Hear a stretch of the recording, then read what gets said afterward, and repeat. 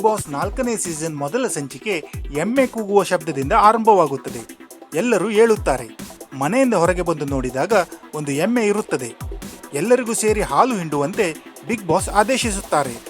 ಆ ಪ್ರಕಾರ ಎಲ್ಲರೂ ಸೇರಿ 7 ಲೀಟರ್ಗಿಂತ ಹೆಚ್ಚು ಹಾಲನ್ನು ಹಿಂಡುತ್ತಾರೆ.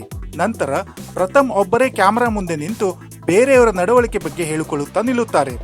ಇನ್ನೊಂದೆಡೆ ಕೆಲ ಸದಸ್ಯರು ಪ್ರಥಮ್ ಕೊಟ್ಟ ಬ್ಯಾಂಡ್ನಿಂದ ಲಗೇಜ್ ಬಂದಿಲ್ಲ ಎಂದು ಮಾತನಾಡಿಕೊಳ್ಳುತ್ತಾರೆ. ನಂತರ ಕ್ಯಾಪ್ಟನ್ ಆಯ್ಕೆ ನಡೆಯುತ್ತದೆ. ಆ ಪ್ರಕಾರ ಕೀರ್ತಿ ಮೊದಲ ವಾರದ ಕ್ಯಾಪ್ಟನ್ ಆಗುತ್ತಾರೆ. ನಂತರ ಕೀರ್ತಿ ಮನೆಯ ಸದಸ್ಯರಲ್ಲಿ ಮನೆ ಕೆಲಸವನ್ನು ಸಮನಾಗಿ ಹಂಚುತ್ತಾರೆ. ನಂತರ ಸಂಜೆ ಗಾರ್ಡನ್ ಏರಿಯಾದಲ್ಲಿ ಎಂಟರ್ಟೈನ್ಮೆಂಟ್ ಮಾಡುವಾಗ ನಿರಂಜನ್ ಮತ್ತು ಪ್ರಥಮ್ ಅವರಿಗೆ ಮಾತಿನ ಚಕಮಕಿ ನಡೆಯುತ್ತದೆ. ಎಲ್ಲರೂ ಸೇರಿ ಪ್ರಥಮ್ಗೆ ಬೇರೆಯವರು ಮಾತನಾಡುವಾಗ ಮಧ್ಯದಲ್ಲಿ ಬಾಯಿ ಹಾಕಬೇಡ ಎಂದು ಹೇಳುತ್ತಾರೆ. ಆದರೆ ಪ್ರಥಮ್ ತಮ್ಮದೇ ವಾದವನ್ನು ಮಂಡಿಸುತ್ತಾರೆ. ಸಂಜೆ ಈ ವಾರ ಮನೆಯಿಂದ ಹೊರಹೋಗುವ ಸದಸ್ಯರ ನಾಮಿನೇಷನ್ ನಡೆಯುತ್ತದೆ. ಎಲ್ಲ ಸದಸ್ಯರು ತಮ್ಮ ತಮ್ಮ ನಾಮಿನೇಷನ್ಗಳನ್ನು ಕೀರ್ತಿ ಹತ್ರ ಹೇಳುತ್ತಾರೆ.